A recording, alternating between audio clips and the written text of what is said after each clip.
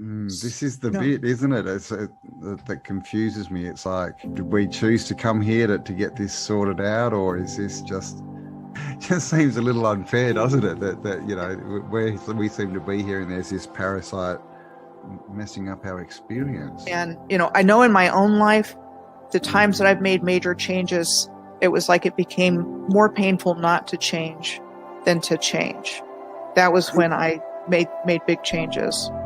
You know, it's this whole ridiculous narrative of, it's, you know, it's an unsafe world. There's not enough for you. It's scary. Everyone's out to get you. And clearly the old civilization was completely the opposite to that. It was all about empowerment, like literally.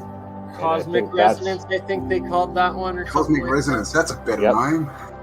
Real science, you can actually produce free electricity, and this is part of what Tesla was doing, is the differential between the top of the spire to the ground actually creates an electrical differential that you then connect to another wire that goes into the ground, your grounding. Put that into the third phase in your circuit, and then you have a bell ringing circuit, and that actually produces plasma electricity out of the air. It's real technology. These things actually function producing electricity. It's crazy. The movies are the truth and the news is the lies. They've completely flipped it. You know, when you look at everything with new eyes and you come across information like she was born into a very wealthy family with elite connections, you know, it means something very different now to me than it would have even a few years ago. And it's our free will that they've really also messed with, because we've been lied to and we react based on lies. Just getting their independence and end up in civil wars for 20, 30 years happens a lot. Because we keep choosing to pick up the gun and use it on ourselves instead of building and uniting and accepting that we are one people, one spirit, one harmony, on one plane that together, united, can achieve anything we dream of. So do you want to, you know, wake up, or do you want to just keep going along because the change is too difficult? And then give them pieces of information that they will then pursue themselves and look into, and then they'll wake themselves up. I was going to mention, it's the whole red pill, blue pill of the Matrix. I mean, that of the movie. And you can consider that movie as a documentary because they're telling us something about what's happening here. So do you want to, you know, wake up, or do you want to just keep going along because the change is too difficult? Wake up.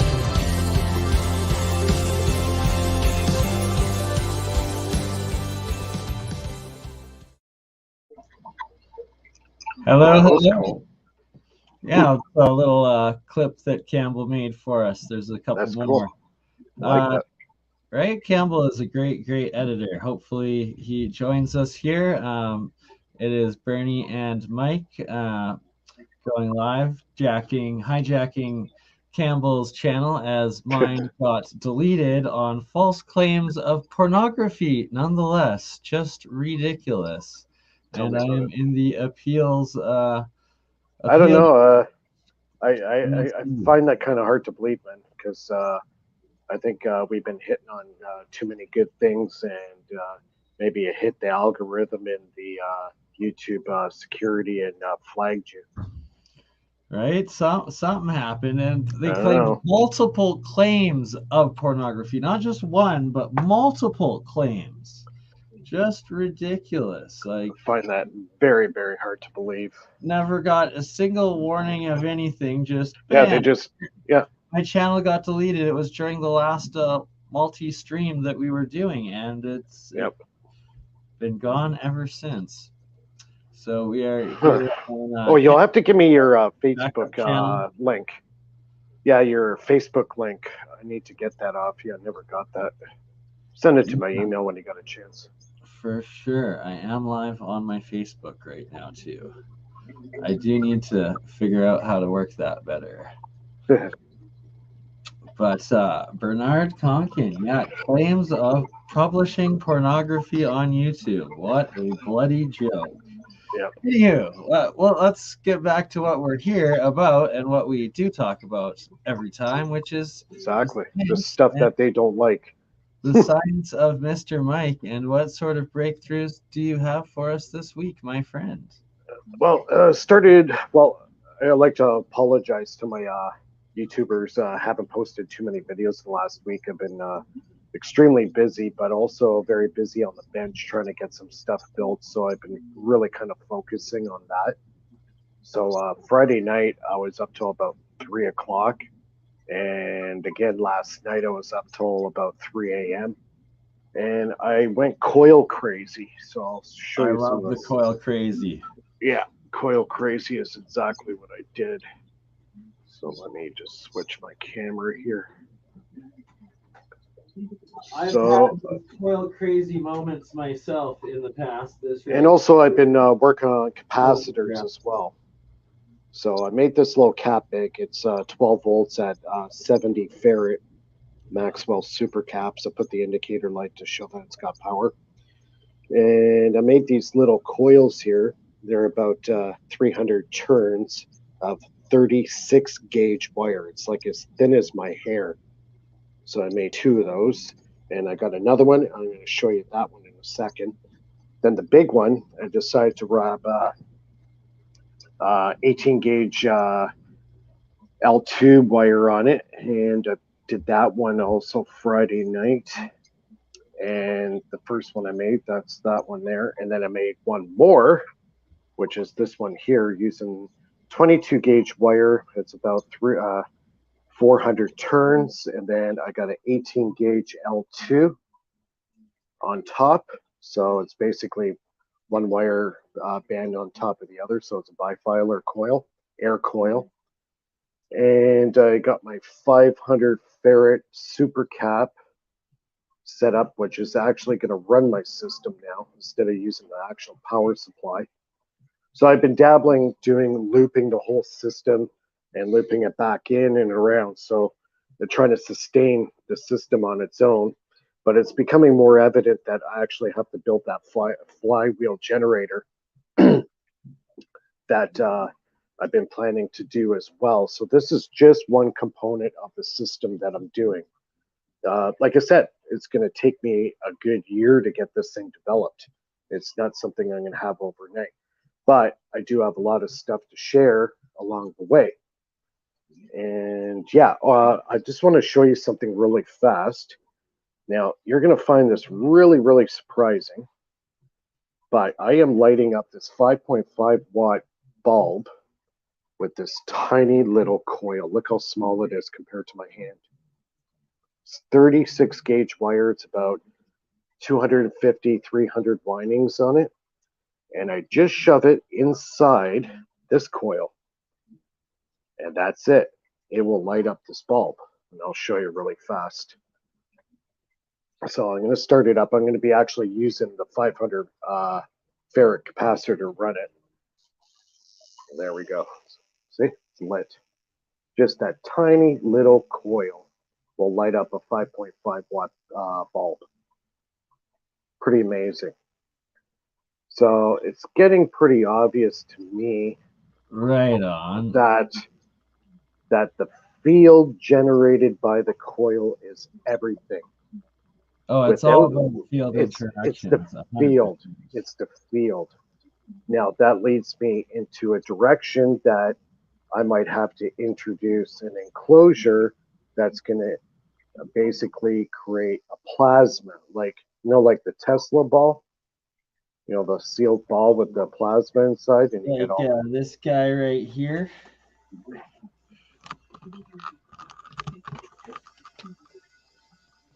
Oops. But there we go. There you go. That's what we're talking about. Now that thing, okay, I have one that's round. Yours is what, a cylinder? Yeah, this one is. Where'd you get that? Other ones that are balls. Where did you get that one?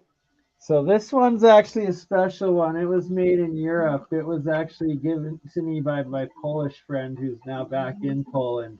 But he brought it over from Poland. So okay, because I know like a converter or like a thing to operate it here. Right. Okay, so that's going to lead me into the direction what I've kind of believed in, that there's going to be a plasma component to this system because you have to create a 1000%. field. Yeah. Yeah. Once you have the plasma field, you're able to bring in the energies of all fields into that electrical.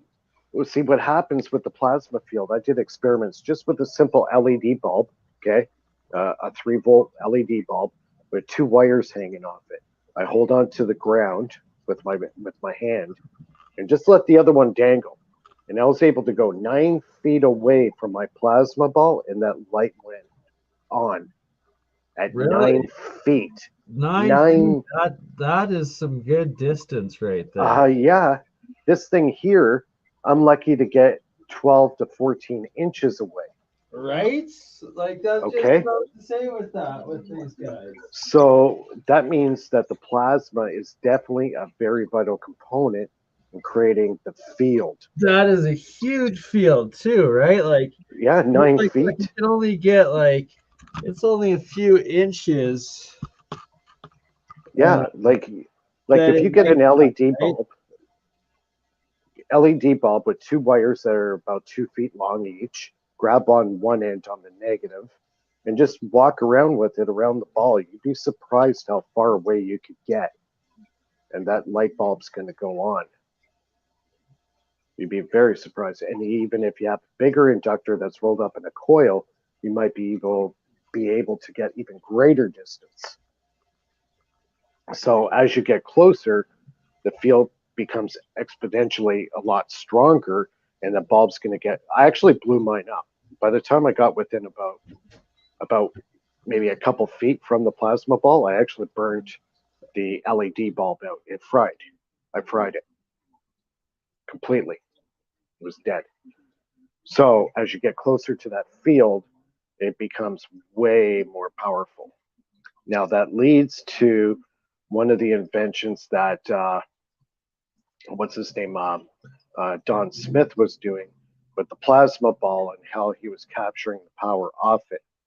So I've been kind of in the background designing a new generator on just a kind of a concept right now that I'm working on. That's it's gonna bring it to a whole new level of power, which very well could be a lot more powerful than what I'm using right now. So, but still, everything that I'm doing here right now, it's not. It definitely has purpose. I'm learning. I'm figuring stuff out. I'm learning about the field. That I could take a tiny little coil like that. That's like literally an inch long, with 36 gauge wire, wrap 200 windings of it. Like these wires are like thread. Like they're like you can break them so easy, right? And they're so fickle and tiny. You have to be very careful with. Oh yeah, they break very, very easy. Like 36 gauge wire, that's very, very tiny. And just a couple of hundred windings and put it inside the field, that bulb lights up, and you're like, holy crap! Like that's pretty cool. Like it just shows the power of the field and how much you can get out of the field. It's a different type of power. It's nothing like your AC or DC. Right? This is that totally different. DC. It's a totally different electricity. It is. It's this is what different Tesla was really talking about. And the plasma is the full spectrum electricity energy as well, right? And it's like it's coming out. They harvested it out of the ionosphere very easily. Yeah. And there's a video I'll share here in a little bit. Popped up again on my random good YouTube algorithm on my backup channel, but of these guys that are testing atmospheric electricity down in the U.S. there. In Florida. Yeah. But see, the thing is, you can get a lot of this electricity high up in the atmosphere. Yeah. But if you introduce a plasma scenario, that's where it changes. That's where it becomes, the plasma makes that field exponentially larger and stronger. Yes. When you have it in a vacuum tube with neon gas or Some guys were even experimenting with helium. Yeah, no, So- that's all Walter Russell's big into his hidden research, all on the plasma transmutations in the vacuum tubes, the plasma tubes, and it being a 3-phase circuit with a grid in the middle being the third phase, and it's connected to your ground and to your antenna up into the atmosphere. Well, and that see, will do the exponential gains in electricity into it. It's actually in a Air Force and Navy Bell Labs videos from the 50s Like- and 60s that like, show do you have a light bulb? Do you have an LED bulb handy? LED. Yeah, like one of these. Which, Got one of these? Okay, One of these bulbs? Yeah, just, the LED light bulbs that you use in the house. Do you have one of those?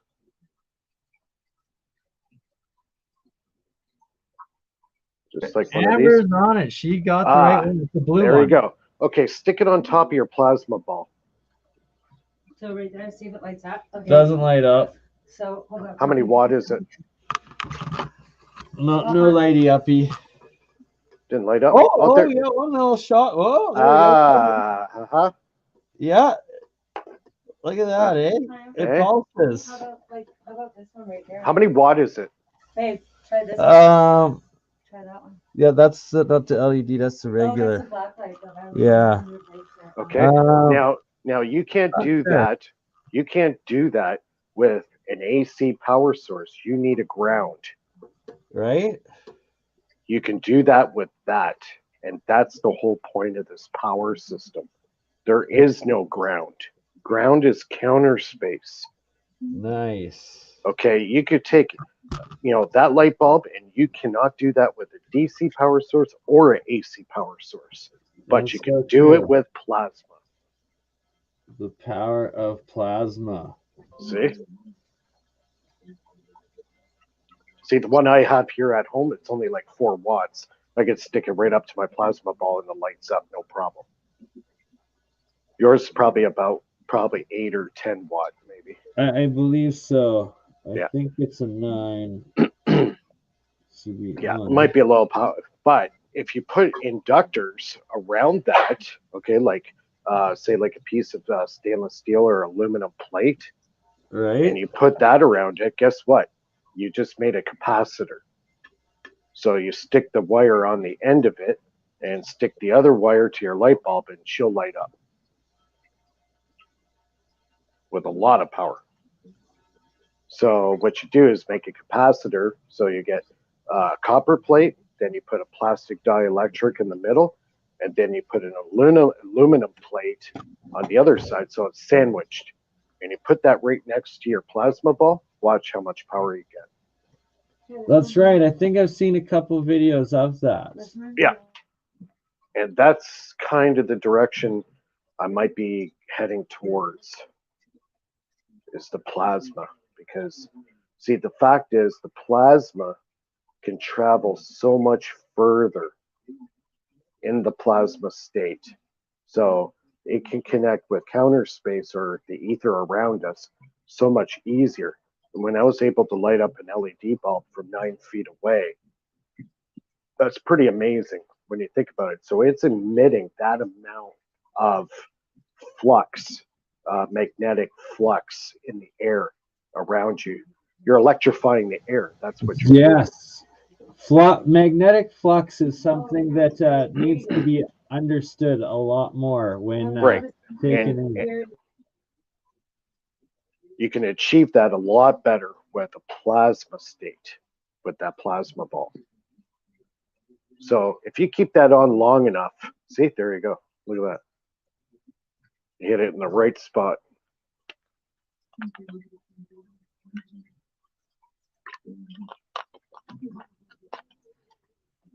Cool, eh? Yeah, I was like, this is a Philips Smart Light that I don't know if I want to accidentally fry the freaking inside it. Yeah. But yeah, that's definitely, it's becoming obvious that, getting into the plasma physics is where you're going to get a lot of gains in power. Like, see, like the big coil that I made there, two problems with it. Like if people got a pen and paper handy, I'm going to give you a formula for yes, Coil. that's what they supposedly claim happened to my account, was shut down with multiple claims apparently of pornography. What a joke. What a joke. I've never seen anything like that posted on your site ever. Ever, right? It's like Ever. literally thousands upon thousands of hours of science experiments and us just chatting and experimenting. And yeah, that's like, well, if you could be more clear of like what exactly I would say to them personally, I would say I want proof. I want proof of this. 100%. Because honestly, this is really making them look bad. It is, because like, what a joke. And I don't know, man. I think we were tickling a nerve in the right direction, and I think they flagged you. Must be. And it's like everything is still up on my backup channel, Crypto Alchemist. Right. And I just posted the link again in the comment section. And please go subscribe to Crypto Alchemist. And guys can feel free to check out. Yeah, you know what? There's a lot of good. There's a lot of good live streaming sites out there, and I think they're getting a really big boost now because of the way YouTube is conducting themselves. YouTube might be shooting themselves in the foot by, pulling the plug on these sites. And they apologize for this mistake, because it's like, I do love YouTube, but it's like, if you're gonna delete and like do this false accusations and but no warnings. Like that's just horrible. And no, but the thing is, what happened to giving somebody a warning? Like they didn't even bother or give you the common courtesy to say, hey, what's going on here? Like this, give you a warning kind of thing. Where they just went in blatantly, just pulled the plug on you. Exactly. I never had a warning once. Nothing. And just insane. Like that's not good business as far as I'm concerned. Look at all the traffic that you drive to YouTube. Right? And like, oh man, like there's 30 different sites or accounts that I'm a moderator on with that account. Like, thanks guys, thanks. No, nothing at all. Oh well, hopefully it gets resolved. I don't know, it just sounds a little suspicious to me. Next time, just don't leave it running. Indeed. And they also did that to some other girl. She had a UFO channel, and she was doing really well, and they just pulled the plug on her too. No explanation. I think the alien scientist did an episode with her. Yeah, that's right. They did it with her last week. Yeah. So I listened to that on Alien Scientists, and I'm like, holy man. And then this happened to you. I'm like, oh my God, are you kidding me? Like, really? Yeah. So I don't know. I think something's going on. I am setting up multiple other accounts on different platforms for backup as well, because you can't risk this continuing to happen. No, you have to have backup, man. It's just common sense, really, because these days the censorship is starting to really rear its ugly head, and multiple streams. Even Campbell's experiencing a lot of issues in Australia with censorship and forced vaccinations. They're going after the native indigenous now, forcing them to get vaccinated, totally against their will. And so let's not talk political on it, though. We all do know that is happening, and it's not good. But yeah, it's sad that we have to go to the other platforms to speak about, discuss. But these days it's common sense. You got to go on multiple platforms. But since we are on YouTube, we will not be talking about such things right now, because we do not need to risk it anymore, because we do love this platform, and I it's given so much so far that I will not give any hate to it, and I hope that they do restore things properly. And I will not talk badly about them, because this is what is bringing us all together right now here in the present. So it's like, just make it right. Yeah, exactly. Fix the issue of a mistake that happened. So, You know, it yeah. could have just been a bunch of like haters that just like all hit the report thing and like all claimed I was like doing it just to like try to get me taken down, and it's just AI that like does it until you actually review it. And now they're in review. We'll see. Just another bump in the road, right? We'll see what happens. Just another bump in the road. Just keep trucking. So yeah, let's take a look at your 4 spark gap capacitor there, and oh yeah, show us more of that, my friends. Yeah, I redesigned the spark gap. Let me change my camera here, so you can see how I really cleaned up the wiring and everything. Tried to simplify you're it. Too close again. You triggered the. There we go. There we go. So see how I cleaned everything up, tried to simplify the wiring. So everything's pretty modular now, so I can swap things out very quick. And I got my full wave bridge rectifier there with the analog voltmeter. And I got the 500 farad super cap bank there. And now I can swap out coils in and out at will, so I can really experiment seriously with the coil designs. And yeah, it's just it's a lot easier to hook things up and swap things out. Yeah, it works. And yeah, I was working on this little cap bank that's 70 farad Maxwell super caps. It's 12 volts. Got the little indicator light there to show that it's got power. Yeah, so I was busy this weekend, you know, making the coils. Like I wrapped all these coils by hand, and I'm getting good at it. I've got enough practice now, so. But yeah, that's what I was working on this weekend. So I think I'm going to be dabbling a little bit with the plasma stuff. Oh, absolutely. When you get into these coils, it is automatically the plasma that you're looking at. If you look at the bottom screen there, the Magrav Keshi coils that I have displayed, they're actually, I have them in series of 9 that they're always wrapped in the, so it's like 144 for the larger one, and then 81 for the smaller one, and it's a coil within a coil within a coil times 2 and then times 6, and that's like the official Magrav style.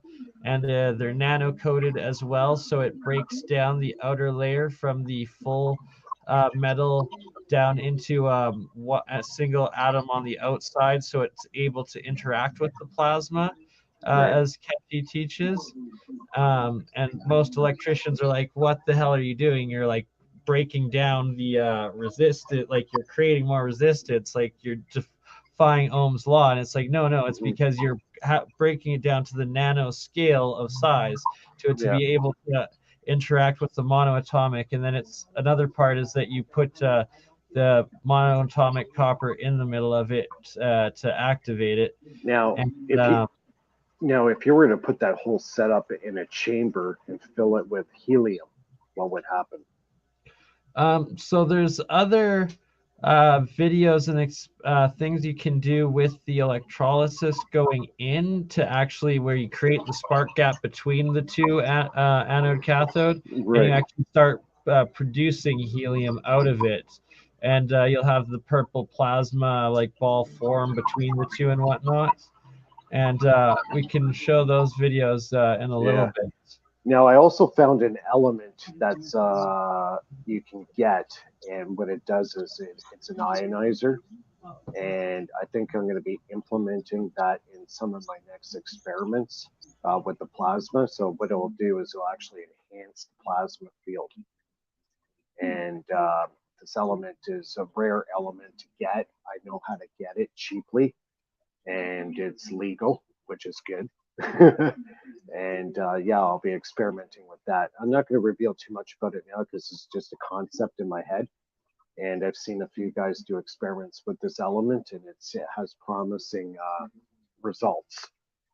So it's definitely something to look into.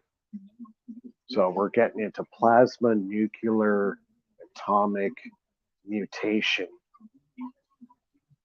Exactly, literal cold fusion, like I have been talking about all along. And it's like just the simple aspect of the electrolysis. You're making heavy water off of the initial reaction of just plugging the electricity in, and that heavy water is what they explain why they were suspicious that the Germans were experimenting with nuclear technology in World War II, is because they found jugs of heavy water. It's like, well, heavy water, that means nuclear. Literally, electrolysis in your little cup is a nuclear reactor. They just have taught us not to know the power of what that little Baghdad battery truly is.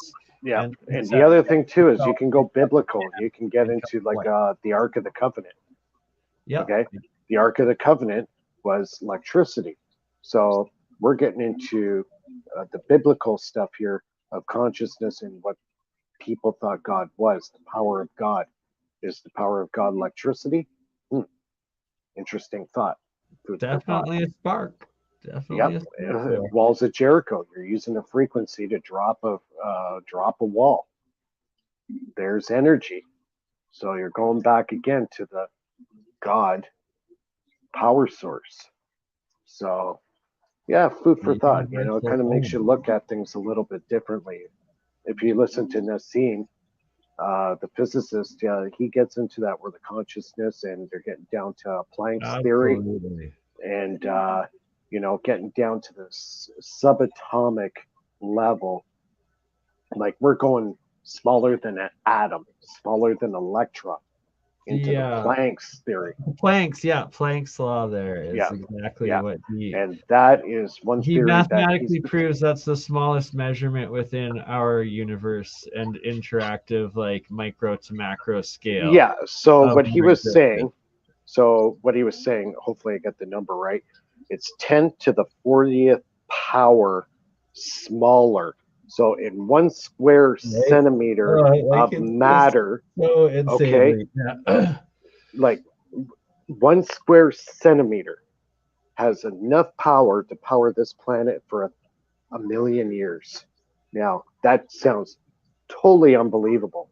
But when you're getting to that small of a nanoparticle as Planck's theory, now you're getting into a realm like, is this God? Is this where consciousness lies? Because he thinks exactly the way I think. Consciousness. There's this universe.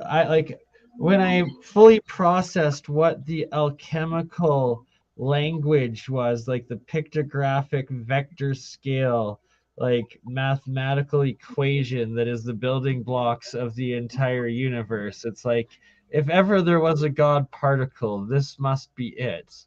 And it's like when your consciousness connects into like that tap zone in those moments. It's remember we were talking about where I said the consciousness doesn't lie within our brain.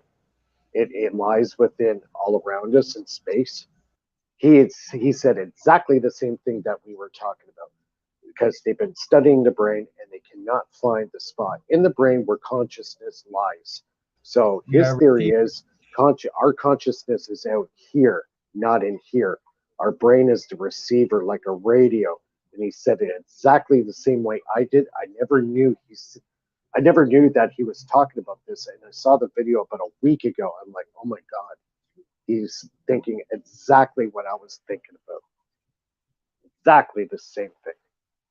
Consciousness is not here. It's universal. We're all in the same realm. And our bodies is a receiver. We're like a radio. We receive that consciousness in our brain. And that's the reason why they can't find it, because it's not where it is. So that's coming from one of the top physicists in the world. So you can believe it or not, but I think he's on the right track.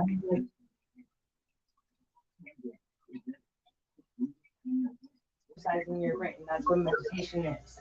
Exactly. Right? It's the higher dimensional consciousnesses. That's right. Consciousness. That's right. Amber was explaining exactly that for like meditating, going up. Right? So it's like the more we meditate, the more we exercise our brain, the higher dimensions, the more things we're going to be able to see, perceive, understand, Well, process. well, look at the guys like Russell Targ. They were doing the remote viewing thing in the late Look at 60s, Exactly. 70s. Look at the monk in Tibet. And Amber that- also that- lucid dreams like no tomorrow, and that is Yep. also experiencing a fifth, sixth dimensional consciousness nightly, daily, right? Yep, we're in the quantum consciousness highway.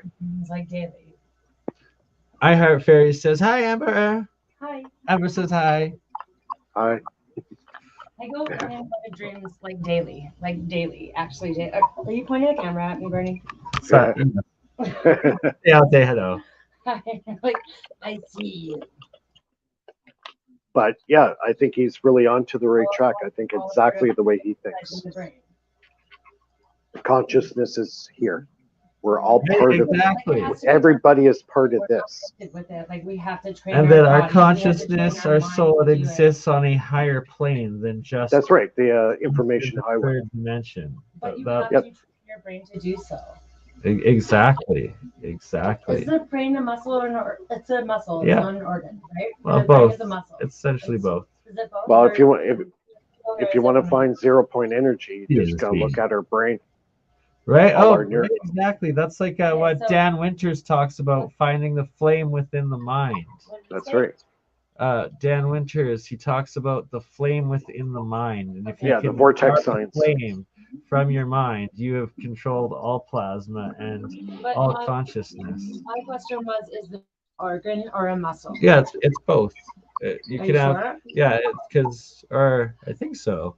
It's a neural network that connects us to myself. counter space. I think our brain is a neural network that connects our brain to the neural Exactly. the consciousness. Exactly. It uses our brain has to be in a plasma state essentially, because then it's able to connect up into the higher dimensions. The difference between an organ and a muscle is a muscle can be built. It can be built Source to be code, stronger. absolutely. An organ cannot.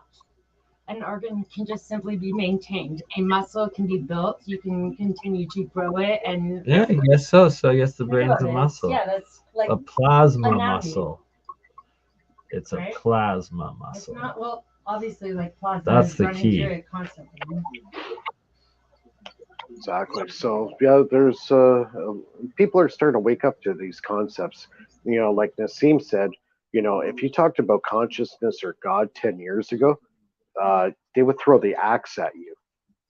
But now they're getting into this Planck's theory, and consciousness and God is now starting to show up in the equation of mathematics, not just a concept. It's showing up in the math. Amber has Googled it, and the brain is actually an organ. It is. Not it a turns muscle. out that your brain isn't actually a muscle. Your brain, on the other hand, is a 3-pound organ made of It's a soft plasma organ. called gray matter and white matter. Ooh, which the contain organs at the neurons organs at and other the cells called cathedrals. glial cells that It's an help antenna. neurons. Our It brain is is the an antenna to counter space. The processor of the spinal cord that is the antenna. Quick. See, the second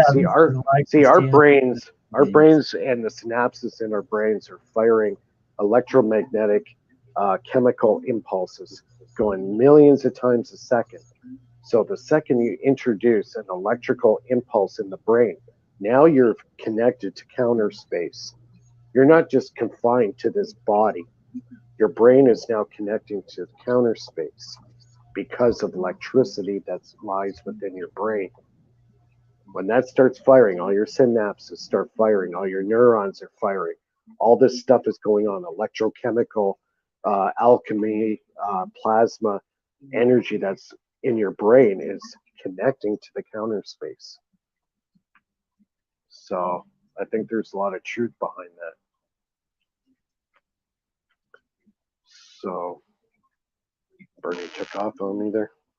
I guess I'll show my... So, I don't know if I showed everybody this yet. Did I show everybody this? Between computers, just going between computers. All right. You want to share something here? Yeah, I want to show this little coil. So this tiny little coil, I think I showed it before, in case everybody came late. This tiny little coil's got about 300 windings, 36 gauge wire. It's tiny, like look how small it is. The wires are like thread. They're so tiny, 36 gauge. So all I'm doing is just shoving it in this coil, just shoving it inside. And then when I fire it up,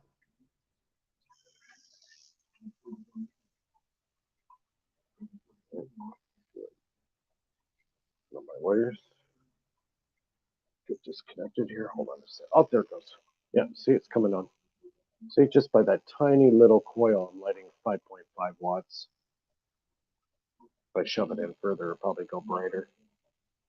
But it just goes to show, as soon as you create that field, as soon as you create a field around a wire and how small it is, you can create a substantial amount of power to get that light bulb on. So I've been dabbling with stuff like that, you know, coil within a coil, different wires and gauge sizes. So, if everybody's got a pen and paper, I'm going to give you a little bit of a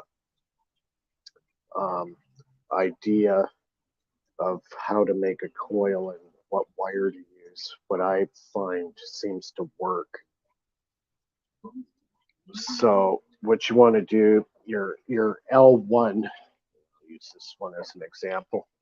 So your L2 coil, the big one, you're going to want to go between 26 gauge and 30 gauge wire, between that. If you go lower, it's going to take a lot more power to create a field. All right. You want to go with a thinner wire. So I would go, say, 26 minimum gauge wire. And then your L1, the one that's going to energize it, you could go as high as 15 gauge, 18 gauge, 10 gauge. It really doesn't matter. If you're using a bigger gauge wire, then you only need about 5-6 windings, and that's it. That's all you need. And that'll energize the big guy here. So between 26 and 30 gauge wire, and then the L1 could be like, you could use copper piping, you know, 3/8 inch diameter copper pipe, wrap it around 4 or 5 times, boom, you got a perfect coil. So you can play around with those numbers, but the big coil here, I would definitely go 26 to 30 gauge within that range. You could even go higher. You could go 32 if you want. That's fine too. So it's a matter of being able to create a field and to kind of take that field and get to the next level. That's where the plasma started to come in. And that's what I'm kind of proving to myself, that there's definitely a plasma component to this if you want to create a big field. So let's see if there's any comments here on the chat. Sorry about that. Oh, it's okay. Just seeing if anybody has any questions. Yeah, there's a question a little bit back from Aaron. He wants to know about the spark, or for the spark gaps, what sort of knobs, where he can get them, what you Home need. Depot, or yeah, you could go into the hardware section where they have like all the screws and bolts. Probably the ideal one you're going to be looking for is like a brass tip that's, you know, like rounded, and whatever, you know, screw size you want. Well, Tesla was using brass back then, so that seemed to work pretty good. And try to keep it as polished and clean as possible. If it gets tarnished or whatever, it does tarnish quite often, right? There's that like monatomic ozone and stuff that forms around it a lot. Yeah. So, you know, you could use steel, stuff like that, but, you know, you're going to get that transmutation happening. So you have to polish them, you know, on a weekly basis if you're using it a lot, right? So, yeah, you can toy around with, you know, brass or stainless or steel, carbon tip is another one. But something you can get from Home Depot. Like I'm building this, so you could go to the hardware store and get all the stuff, and you can make a spark gap. And that's exactly what I did with this. So, I just get the little L brackets, I get the door handle knobs. Another one is galvanized steel too, where you have the zinc coating on it. That's a good metal to use. Yeah, but you got to make the ends polished. I find the better the polished surface that it is, and I find the dome shaped ones is the best way to do it. Not like pointed or sawtooth or whatever. I find the concave dome shape one. Yeah, dome shape. The power of the dome. And then Dave has a question of, does the number of coils make a difference? Absolutely they do. And I've been taught to do, Keshi teaches to do them in series of 9s, which I've always done, but I don't know. Mike probably is actually hooking his up and using his. So what do you use, good sir? What do you do? Well, best way to do it is the initial coil that's going to be creating the field. Okay, that's where I gave you the 26 gauge wire and then use the L2. So that coil there, as long as that's putting out a good field, you can put as many coils around it. If you're creating that field correctly, you could put 10, 15 coils. It multiplies the power. And that's what Don Smith was doing in one of his experiments. He had one Tesla coil in the middle, and he had, I think it was 4 or 5 other dummy coils that just have the L2, not the L1, just the L2, and they're all in resonant frequency with the one in the middle. As long as you get those in tune with the actual Tesla coil itself, if you get it on the same frequency, you multiply the power many times, many times. And it doesn't tax the initial coil. That's the great part about it, because you're not extracting the power from the coil, you're extracting from the flux field that it's generated. So if you create a big field, you can put as many antennas in that field and it'll pick up that power and multiply it. You can put as many coils as you want. As long as it's in that field, that's where you get your over unity, because you're not taxing the Tesla coil that's creating the field. You're grabbing the field power source, not the Tesla coil. And not having to rebuild the dipole twice. It doesn't kill the dipole. Exactly. That's the main thing. If you kill the dipole, you kill your system. If you do it the way Don Smith was doing it, it's just basic physics of like inertia and like the law of conservation, or the law of conservation of energy, and that when you completely shatter the entire field, collapse it to nothing, and then recreate it twice a cycle, that's like literally 2x as much energy as something that just remains there in full, like these DC and these plasma field circuits and motors. And it's that when you cut it twice, it's like, if you're physically connected, just being like tapped. Right. So if you're physically connected to the dipole, it's game over. So you have to connect to the field that's generated by the dipole. So no physical, like this coil here, the small one. All right. When I put this into the field of the red coil, okay, I'm not taxing any power coming off that large coil. It's collecting the energy from the flux field. So you're not killing the dipole. I could put 50 of these if I could fit them inside that coil, and I would get the same power with no tax on it. No tax. No tax. That resonance, the inductive resonance. Well, you're drawing the power from the field that's generated around it. You're not physically attached to that other coil. You're grabbing it from the field. That initial coil is disturbing the flux that's being created around it. It's creating that bubble of field. All you have to do is put one of these guys in that field, and you're going to get that power. You can put 50 of these around there. You'll get the same power, and it doesn't kill the dipole. And that's what Tesla was all working on. It's pretty amazing stuff. So now keep it all what I've said there in mind. Now to create even a more powerful field, that's where you have to get into the plasma ball with the plasma. The plasma will create even an exponentially larger field. And that, like Bernie's, your plasma thing there, if you got a small, 3-volt LED bulb, hang 2 wires off it, grab the ground with your hand as ground, and just walk around it, and you would be able to light up that bulb very easily. You could stick a light bulb on there, no ground, and you can light up a light bulb. Now, you can't do that with AC or DC. It's impossible. It doesn't work. But you can do it with Tesla power. The monopolar field. All you need is positive. That's it. Ground is in counter space.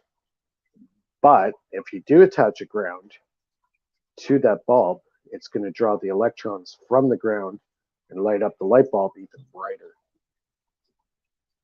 But with the Tesla field, the monopolar field, which the plasma bulb makes, you only need the one pole. You can't do that with AC or DC. Impossible. Cannot be done. With those 2 power sources, you have to have a ground. Tesla's monopolar static doesn't need that. Just needs positive.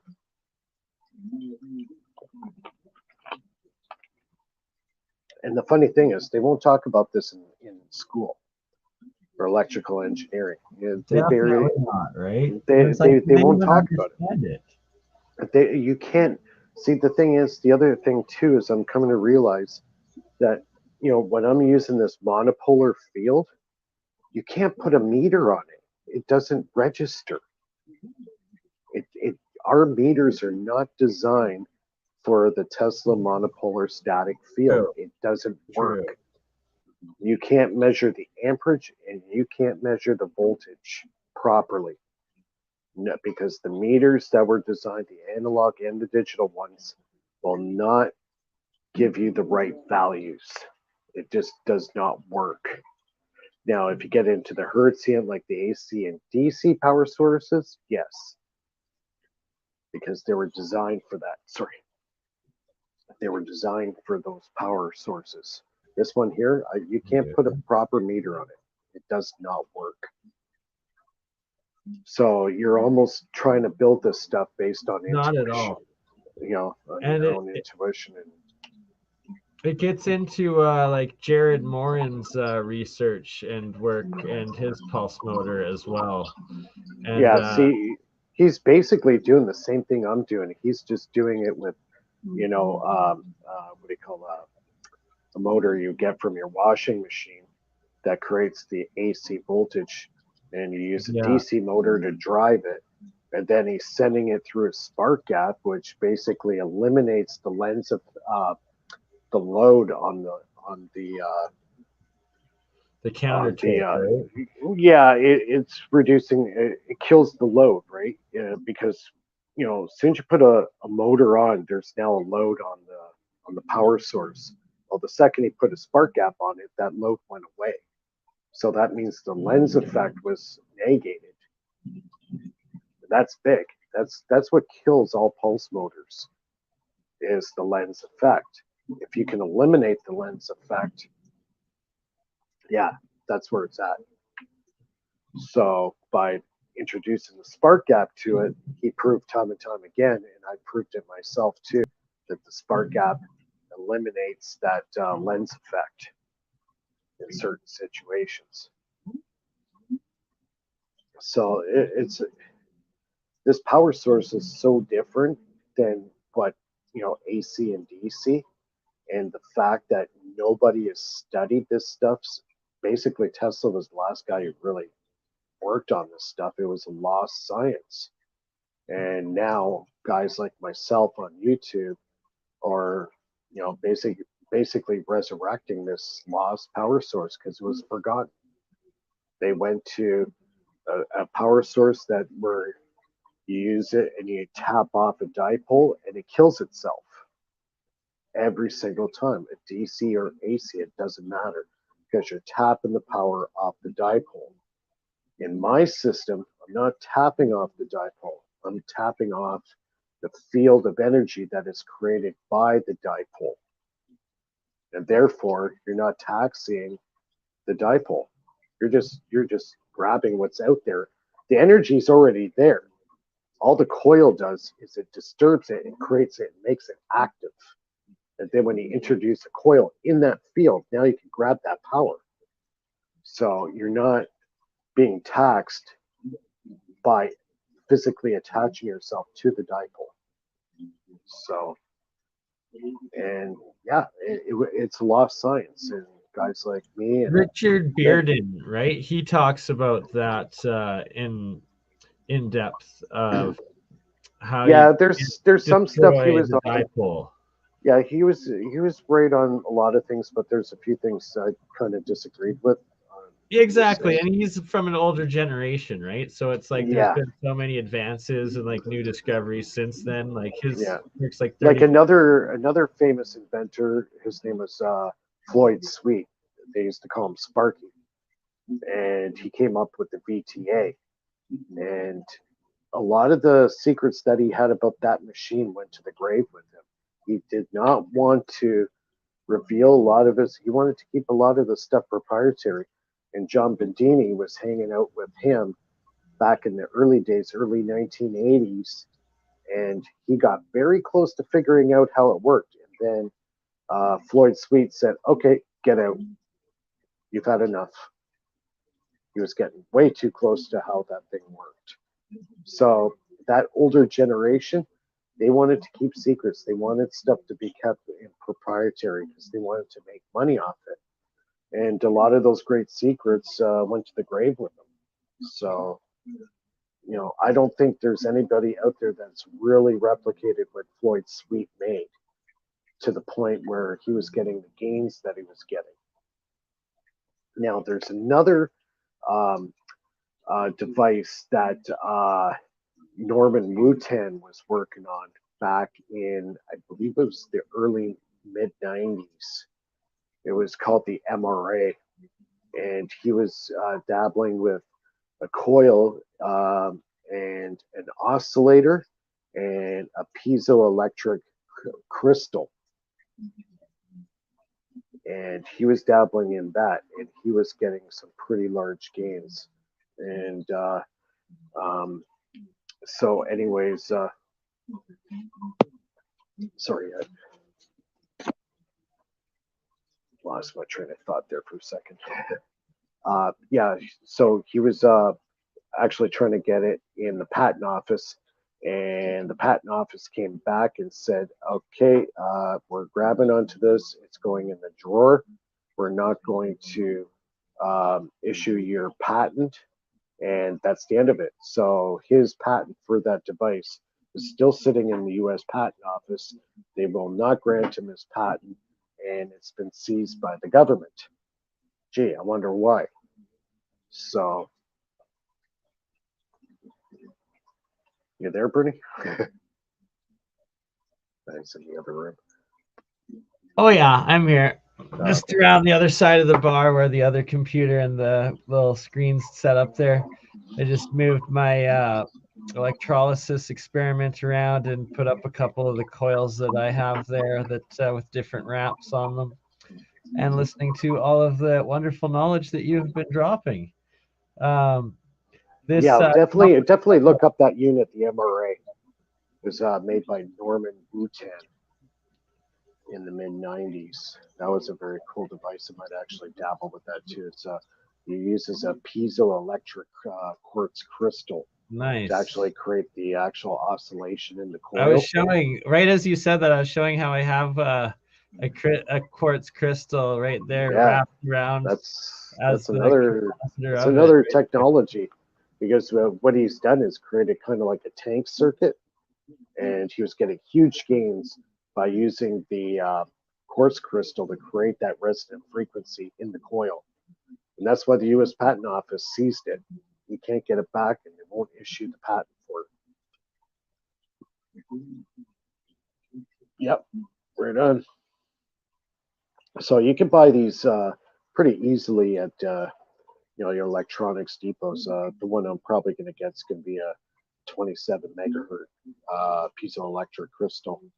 Now, the other thing too is I've seen some guys doing experiments with these piezo crystals. Actually, no power source. All they do is create an antenna, right?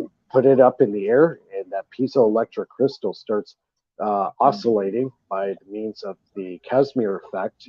That's amazing. And creating power. The crystal radio too, yeah, right? That's where it all started. The crystal radio. You got it. Right. See, this all started back. The plasma pen that I made myself there, nano coated, and then wrapped with the quartz crystal and 81. Yeah, I made a crystal radio with my brother back in the 1980s. We made an antenna. We literally wrapped this antenna around the house, and we were getting signals like really, really far away, and we were putting no power into the system whatsoever. All we had was an inductor wire with a headphone and the piezoelectric crystal. There was no power source, and we were picking up radio waves hundreds of kilometers away. Now, to me, that's pretty freaking amazing. Me and my brother were doing this back in the early 80s. I was probably about that's crazy, 14, 12, 14 years old. Yeah, we were making crystal radios. Yep, never forget that. That was really cool. Because like my brother is actually electronics engineering technologist. So he was dabbling with a lot of this stuff when I was very young. And I used to watch what he was doing and stuff like that. So I learned some stuff off of him. And I still refer back to him. I would give him a call and say, hey, I got this issue. Can you kind of help me out a little bit and try to figure it out?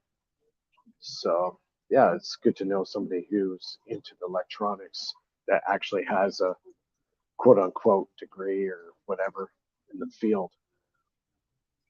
So that's going to help me a little bit. Yeah, it's all I can suggest to people is just really get on the bench. You don't have to spend a lot of money. Like all this stuff I have on the table here, all this stuff you can buy at the hardware store or electronics store. I didn't really spend a lot of money. There are a couple components I had to order on Amazon, but you can get a very simple setup of not spend a lot of money to do it, and you can get experimenting. You'd be amazed what you're going to learn. It's just going to snowball. So like my channel and hundreds of other YouTubers out there that are doing this, you watch the videos, you redo what they were doing, and if it works. I really like What the Block TV, Paul. He did one on crystals and crystal formation a couple of weeks back. It's really, really good.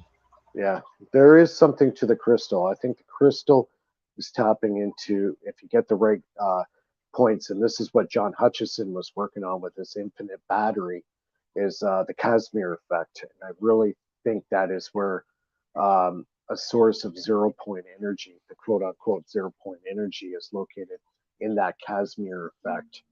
So, you just have to start experimenting. Like, sound like a broken record, but that's all I can say is, you can try this stuff out for yourself, and you'll be amazed how much you're going to learn in a short period of time.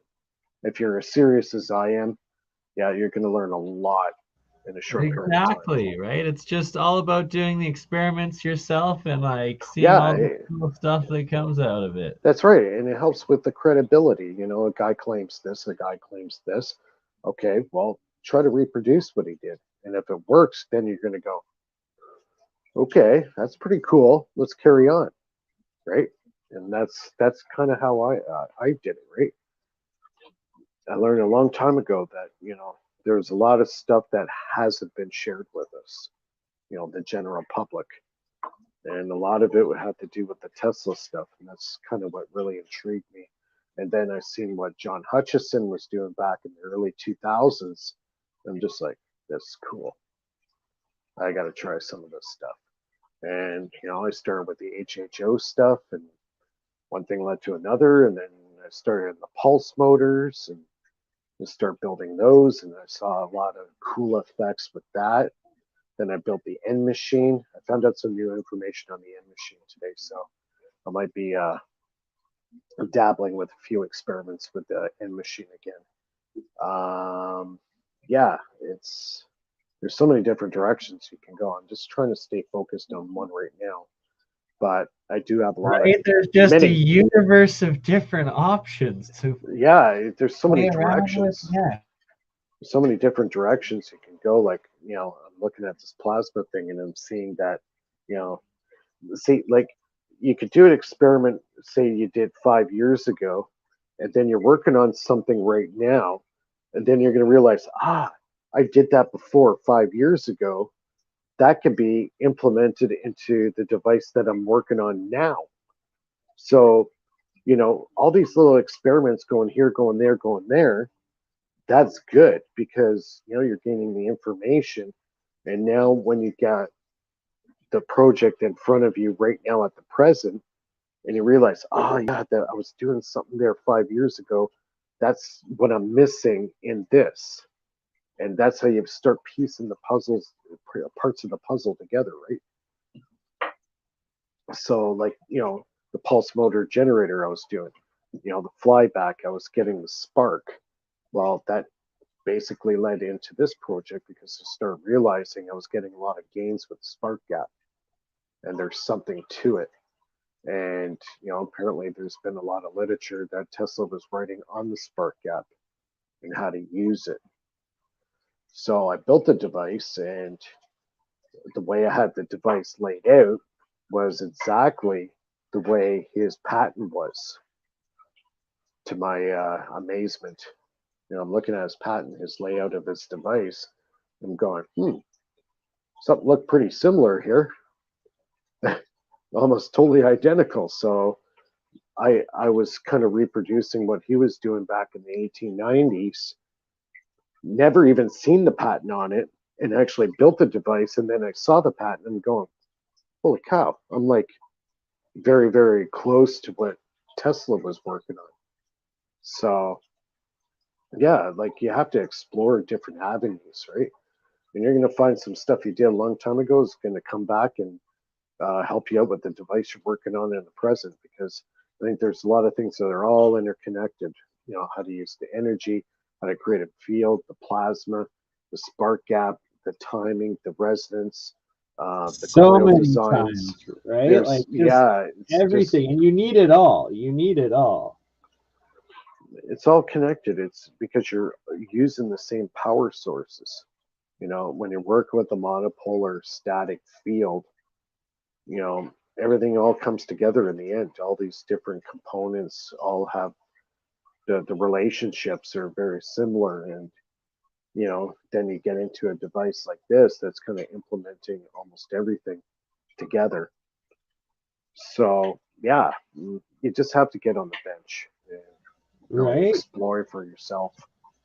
So I'm gonna play I Heart Fairies. That just shared the link with me here, so I have a bit of Paul's crystal video. So I'm just gonna play a little bit of it. And I'm gonna have to head out soon. It's almost 1 o'clock here. So I'm gonna have to cut it short. I have to be up early, but hopefully I was able to get some. Gave so much knowledge you shared with us and everyone tonight. And I will be doing more experiments this week. I will be doing some more videos this week. I've just been working like a madman for the last week and a half. So there's some more stuff coming. Absolutely everything you have done and given us, brother. We greatly appreciate it. One love. Amber's happy. I'm the annoying girlfriend. I always crash his live streams. But yes, so as you take off, then I'm going to play Paul's video, because when he was on last time, he said I could do so, and it's on crystals. So you guys enjoy a little bit while I take a quick smoke and bathroom break. Thank you so much, Mike. Hopefully I'll have Yeah, my channel back up and going right away. And yeah, I hope so too. Everybody, we will do you know, another one. check out my channel on YouTube, and you can subscribe, and then you can follow what I'm doing. Exactly. I will post the links to Mike's channel, Faraday Research, here as well in the comments right away. Yeah, and send me comments all the time. I try to reply to everybody. You know, there's only so many hours in the day sometimes, so I don't get back exactly, you know, within that day. But I do try to get back to everybody's comments or questions or concerns or whatever. Yeah. So yeah, I have a very active comment section on my site. So yeah. So definitely everybody, give him a like and a share and a subscription, because I can post my recipes on it. Mike is just the best, really. Thanks. All right, guys. Have a great night, and we'll chat very soon. Love you, Mike. Thank you. All right. Cheers. Bye. Bye.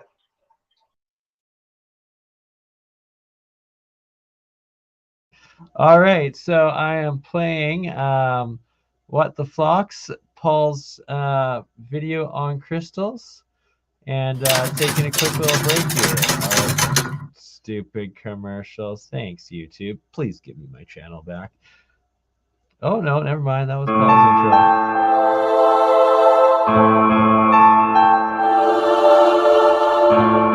He is just a next level video maker.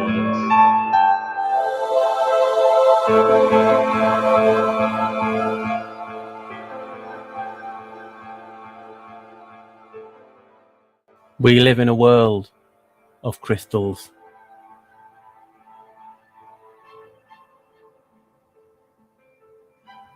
Yet society is taught to scorn crystals and their use. But why?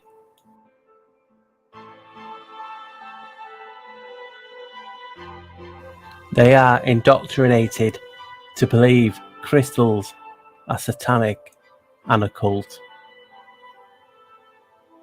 when in fact they are just as much a part of you or I.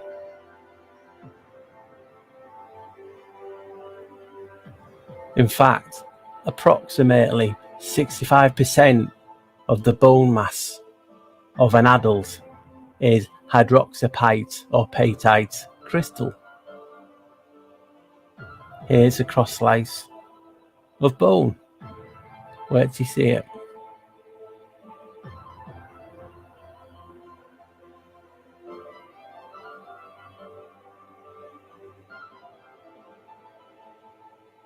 They are not just useless minerals and rocks found lying about. Here's a quote from Tesla. In a crystal, we have a clear evidence of existence of formative life principle, and though we cannot understand the life of a crystal, it is nonetheless a living being. So, in this video, I'll show you just how important crystals really are.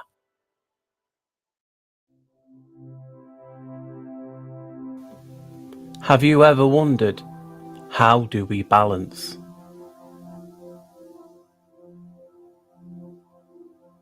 Small crystals called autoconia help us to balance. When these slip out of place, your balance is affected. And obviously we all know it is called vertigo.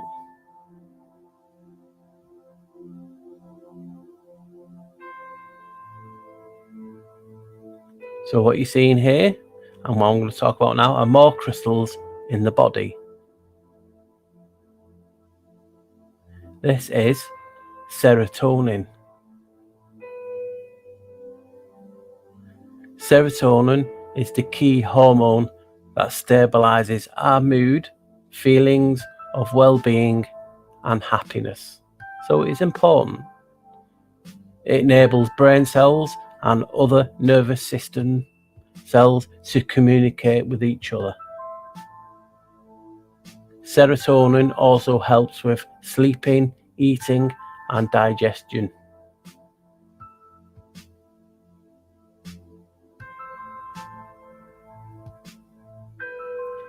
This is adrenaline. So you're seeing a pattern.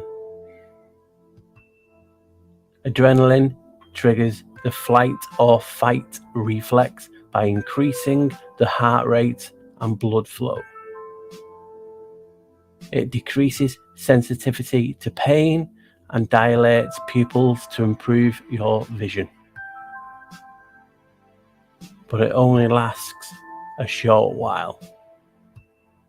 And again, it's crystal. This is melatonin. Melatonin is a natural hormone that is produced by the pineal gland. Melatonin acts on receptors in your body to encourage sleep. And as you can see from this image here, it helps with the timing of your circadian rhythms, basically your internal clock. The pineal is crystal. So as you can see, the pattern of the video, the pineal gland contains stacked rhombohedral crystals of calcium carbonate that are basically capable of generating piezoelectricity. And here's a few images of them crystals which surrounds the pineal gland. Some scholars, some researchers actually call it the crystal palace. And as you know, if you're into Tartarian buildings and whatnot, you do see a lot of these glass houses, and especially the one in Crystal Palace that got burnt down. I know it's a bit still there, but you know what I mean. Tooth enamel is 96% crystal. Enamel is the hardest substance in our bodies, and it's a nanocrystal basically. And here you go, here's some images of tooth enamel. Notice again the colouring and how it looks like. Yep, crystals. In this section, I'm just going to show you the pros and the cons of crystal, especially one, magnetite. It's also known as lodestone, recently found in human brains.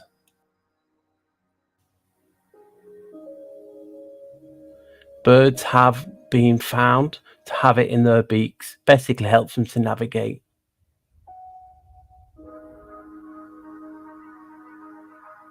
And magnetite is a mineral whose primary component is an iron oxide that contains equal amounts of iron 2 and iron 3. Looks like an 11.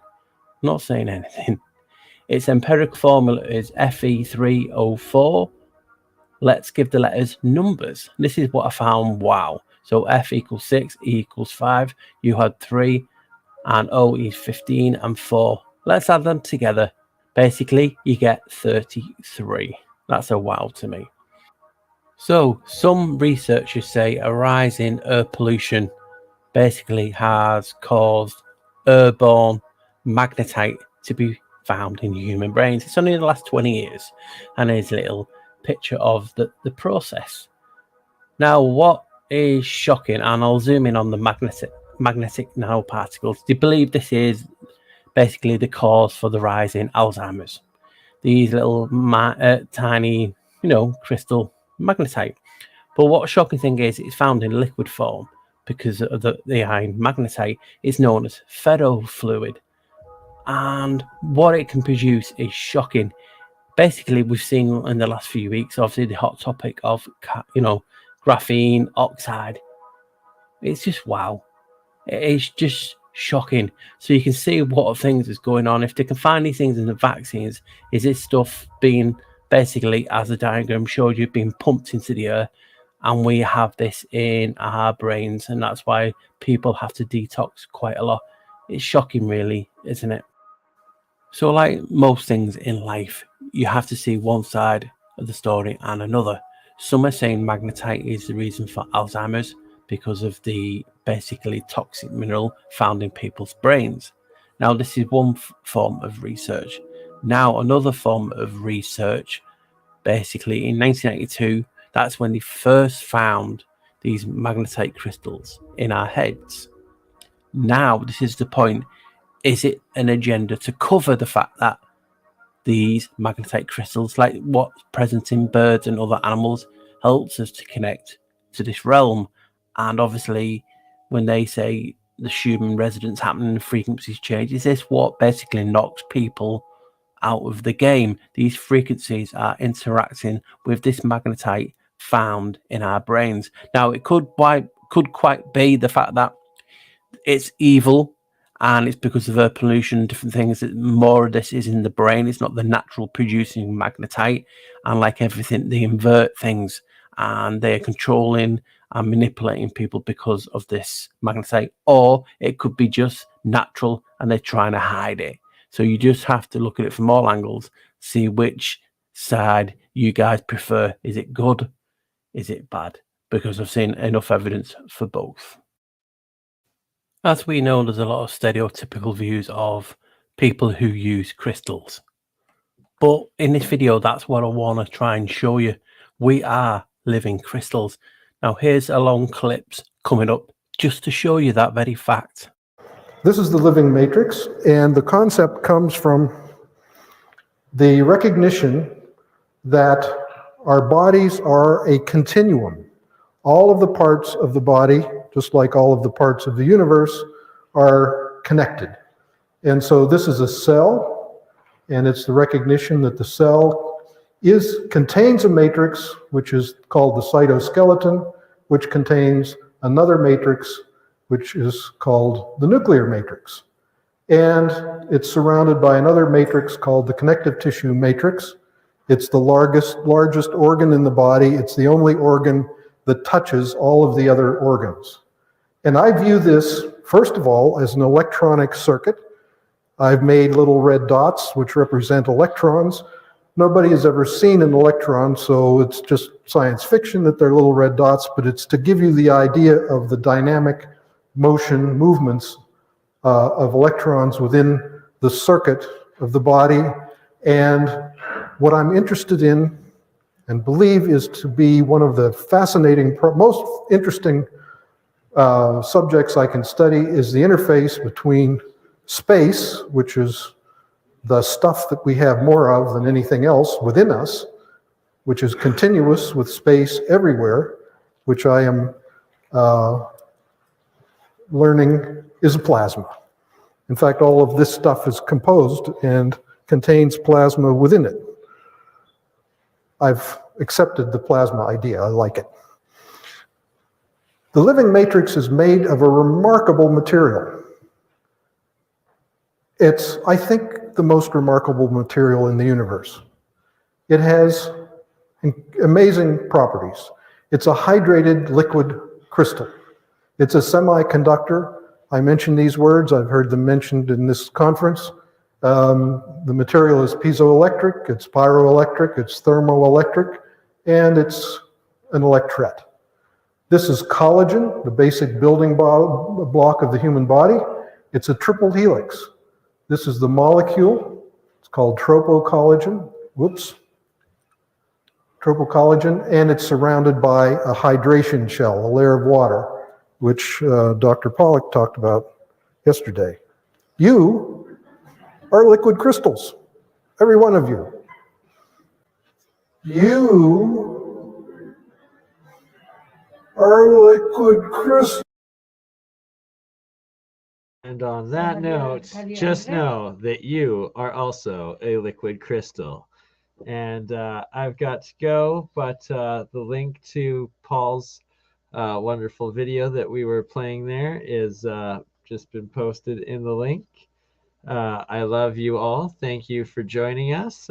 Thank you, Mike, again. And I posted Mike's channel there in the comments, and I will edit it and put it in the description here for both this video, Paul on What the Flocks TV, video on the liquid crystals, and Mike on Faraday Research channel, as well as my own backup channel, Crypto Alchemist. Please subscribe.